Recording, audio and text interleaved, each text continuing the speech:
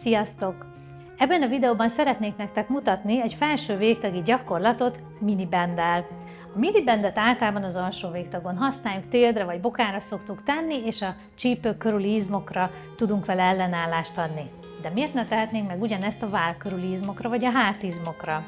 A vízszintes húzó mozdulatot szeretném nektek bemutatni minibenddel, amit azért tartok nagyon fontosnak, mert a civilizált életmód, ezt a sok görnyedést, ezt a sok előre fele végzett munkát, feladatot tudjuk vele kompenzálni.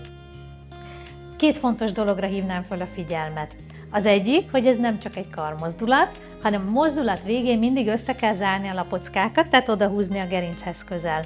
A másik pedig, hogy amikor majd húzod a karodat, figyelj rá, hogy ne emelkedjen meg a vállöved, tehát azt tartsd mindig ugyanazon a szinten, és a lapockáknak az oldalirányú mozgását hozd inkább létre. Ehhez egyébként plusz segítség az ellenállás, mert sokkal jobban érezzük a mozdulatot ilyenkor. Na, tehát úgy néz ki a gyakorlat, hogy felteszed a csuklódra a két minibendet, a vállakat már a kiinduló helyzetben leengeded, és elkezded hátrahúzni a karokat, miközben szét is húzod, és a végén szépen rázársz a lapockákra. Jó, tehát ilyen egyszerű a mozdulat, mutatom oldalirányból is. Tehát magad előtt, vállak süllyesztve, és hátrahúzod, zárod a lapockákat, és visszaengeded. Hát ennyi.